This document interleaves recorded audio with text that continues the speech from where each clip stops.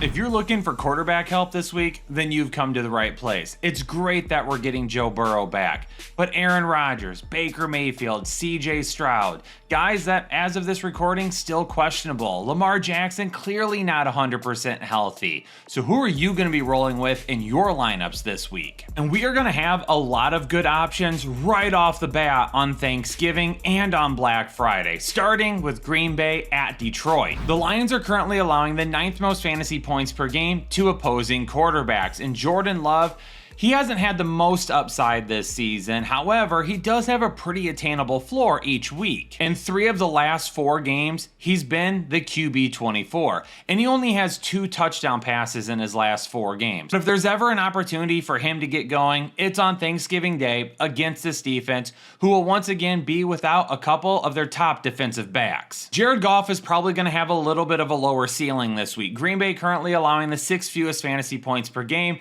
to opposing quarterbacks. And back in week 1, Jared Goff on the road against Green Bay didn't have that high of a ceiling either. Over the last couple of games, he has 3 touchdowns, but 2 interceptions. He needs to take care of the ball this week, and throwing for 2 or more touchdowns may not be in the cards for him. The mid-afternoon game is a great opportunity for Patrick Mahomes to get back inside the top 12 against Dallas. Now, this defense has played way better as of late. They're still allowing the most fantasy points per game to opposing quarterbacks. However, with Patrick Mahomes, we could see a little bit of an up and down. Maybe starts the game hot, kind of trails off a little bit, and then if we're in neutral game script the rest of the way, see him use his legs, get away from the pass rush, pick up some yards on the ground, and really increase his floor. Over the last 4 weeks, Dallas is ranked 19th against the pass. They are playing much better football on the defensive side, and that could definitely cause issues for Patrick Mahomes at times. Dak has been the QB3 each of the last 2 weeks, and he has 6 touchdowns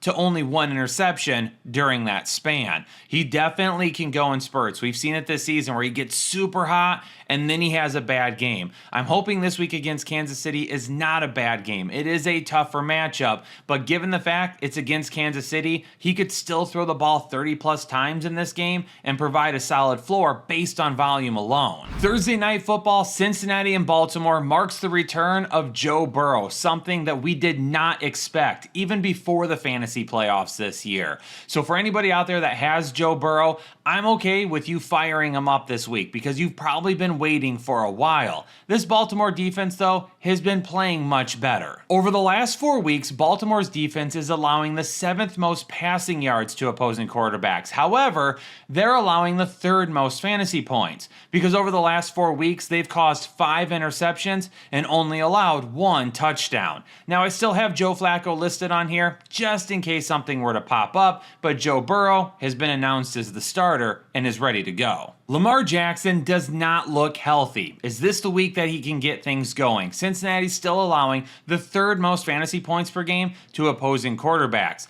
And since Lamar Jackson returned from his injury, he has not looked like the same Lamar Jackson. He's been the QB9, QB15, QB 29, and QB 25. Over the last couple of weeks, he has no touchdown passes and 2 interceptions. He's also not running the football. He has below 15 rushing yards in 3 of his last 4 games. Now, a couple of the matchups were not easy. Cleveland, Minnesota, not great. New York should have been much better last week, and they still held him to 153 yards. So hopefully, he's 100% moving forward. We've got a special Black Friday game with Chicago and Philadelphia this week. And before you turn on the game, head on over to tfhdraftguide.com and get your 2026 Fantasy Football Draft Guide on pre-order for a special Black Friday discount. If you want to get preparing for 2026 as early as possible, regardless if you consider this season a success or not, then getting our draft guide on pre-order for such a low price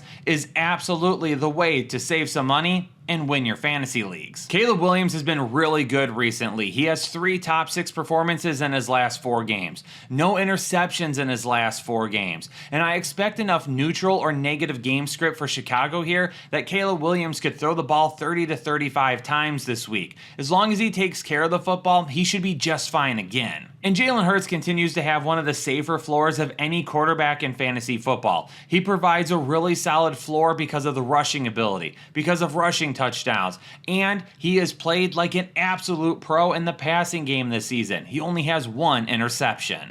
Brock Purdy's coming off of a game in which he threw 3 interceptions to the Carolina Panthers, and now he gets the Cleveland Browns, allowing the 3rd fewest fantasy points per game, and Myles Garrett is also chasing the NFL sack record. He's going to be chasing after Brock Purdy quite a bit this week, and if Brock Purdy does not get the ball out quickly and cleanly, it can end up being a rough day. I'm not a fan of his ceiling this week. Shedeur Sanders is going to get another shot at starting, which I think he totally deserves after the way that he played last week. Now, I'm going to pump the brakes a little bit, and I'm not going to say that Shedeur Sanders is the savior in Cleveland, or he's going to be a top 12 prospect, or whatever it may be. I think there's a lot of really solid matchups at the quarterback position this week. And for those of you out there that think that I'm just hating on Sanders by listing him as a sit, it has nothing to do other than simple numbers. We have much better matchups and guys who have consistently shown it this season that I would just rather play this late in the season. Trevor Lawrence is going to be another sit for me this week. He has 6 interceptions over his last 4 games, and he's just turning the ball over way too much right now. Tennessee could end up being a tougher matchup. Sometimes the defense shows up and sometimes it doesn't. But for me personally, I'm not going to chase any type of volume with Trevor Lawrence if he's going to continue to turn the ball over. Cam Ward is still going to be a sit for me this week. I know he's coming off of his best game as a professional to date, and he gets a solid matchup against Jacksonville, who allows the 6th most fantasy points per game to opposing quarterbacks. But like I've said in the past, sometimes playing well on the field just doesn't necessarily translate to big fantasy days. And while he might be getting better, and I love the fact that he has no interceptions over his last 3 games, it's not enough with no buys this week for me to risk it with him when we have other solid options. Same exact thing I said about Sanders. For Houston and Indianapolis right now, as of this recording, CJ Stroud has not been cleared as of yet. By the time this video comes out, that could absolutely change. So if you're watching it and that information is out of date, I apologize. We're working a little bit quicker this week because it's Thanksgiving. It doesn't matter who ends up starting. If it's Stroud, he's a fringe start. If it's Mills, he's a fringe start. And I know Davis Mills has played exceptionally well over the last 4 weeks, a lot better than anybody anticipated. The problem is going up against Indianapolis. That's a defense that has gotten a little bit better each week. And with Sauce Gardner there, each week he gets a little bit more integrated into the defense. It makes them better. So I do think this is going to be a much tougher matchup than what the numbers currently show. Daniel Jones has not been a top 12 quarterback in 3 weeks, and now he's getting a defense allowing the fewest fantasy points per game to opposing quarterbacks. They just held Josh Allen to 0 touchdown passes and 2 interceptions. Daniel Jones is way closer to being a sit for me this week than he is a start. While it is a solid matchup for Tyler Shuck this week against Miami, allowing the 7th most fantasy points per game, and we've seen some decent games from him, for the most part, he's been outside the top 20 quarterbacks. Not nearly enough upside when we have so many good options this week. With 13 interceptions on the season and only 1 game since week 5 where Tua didn't finish outside the top 18 quarterbacks, he's another guy that just has way too much risk in my opinion. If you're in a deeper league, whatever it may be, then 2 is a start. But if you're playing in a league where you only start 12 quarterbacks because it's 12 or maybe even 14 teams, anything even less than that, I'm not playing Tua. It just doesn't make sense. In Kirk Cousins' 2 starts this season, he's yet to throw for 200 yards in a game. And he's getting a New York Jets defense that just shut down Lamar Jackson. Maybe that says more about Lamar Jackson and his health than it does the Jets. But given all of those indicators, I'm not playing Kirk Cousins. Same thing goes for Tyrod Taylor. I mean, what we saw from him last week was not all that bad. He was better than Lamar Jackson last week. However, in a matchup against Atlanta, who can get after the quarterback and can look like a top 10 defense at times, there's better options this week to go with. Jacoby Brissett gets a great matchup against Tampa Bay, currently allowing the 5th most fantasy points per game to opposing quarterbacks, and just got torched by Matthew Stafford. Jacoby Brissett left last week for a little bit with a shoulder injury, ended up returning and seems to be just fine, so we'll fire him up as another top 12 option this week. Jacoby Brissett now has 6 straight games as a top 10 quarterback, and honestly, Kyler Murray has probably lost his job for the season. So if he's looking forward to this offseason, he can think about getting better in the film room, getting better on the field, and maybe getting better on the golf course as well. And the only way that he can do that is by heading on over to Caddy Splash and using them to help get his golf clubs all cleaned up and ready for a lot of golf this offseason. But I love having Caddy Splash in my bag as well, because no matter how bad I look when I play, I know that I'll still look like a golfer with Caddy Splash helping me out. And using code Headliners15 right now over at their website is going to get you 15% off your entire order. This is not a great matchup this week, and it does look like Baker Mayfield is trending towards being able to play. Right before I started recording this, it sounded like he was made available to the media during walkthroughs, which is something that doesn't normally happen to a player that's not going to play that week. It could just be gamesmanship. Teams have been doing it all season long, where they try to kind of fake out the other team a little bit. So Teddy Bridgewater could still end up playing this week. If Baker Mayfield plays though, because he has been banged up and it's a tougher matchup, Arizona allows the 8th fewest fantasy points per game to opposing quarterbacks, I would probably list Baker as a fringe option this week. The Carolina Panthers are allowing the 9th fewest fantasy points per game to opposing quarterbacks, and they just intercepted Brock Purdy 3 times. But Matthew Stafford has 25 touchdown passes since he threw his last interception. Start him up. The Rams are allowing the 5th fewest fantasy points per game, and after a huge game a couple of weeks ago, Bryce Young looked like himself once again last week. We'll go ahead and sit him in this matchup. Right before I started recording, it was announced that it appeared that JJ McCarthy would actually be doubtful for this week, and it will be Max Brosmer, the undrafted free agent rookie, taking over as starter for right now. If the offense can't get it done with JJ McCarthy, and it was only a little bit better with Carson Wentz, I'm not going to risk it with this guy.